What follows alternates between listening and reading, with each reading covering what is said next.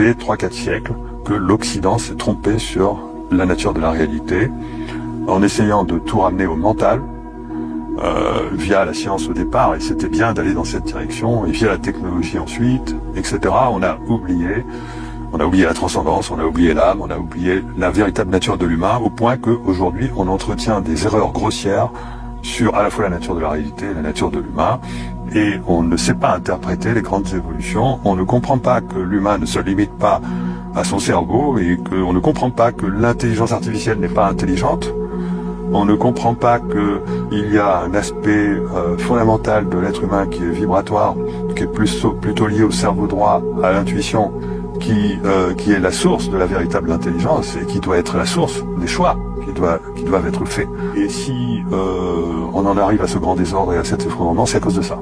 Et donc cet effondrement va avoir comme vertu, il va nous apporter une leçon, de nous permettre de retrouver la véritable nature de l'humain et la véritable nature de la réalité. Voilà. Et donc il convient d'être très optimiste sur ce qui arrive, parce que de toute façon c'était nécessaire et inéluctable.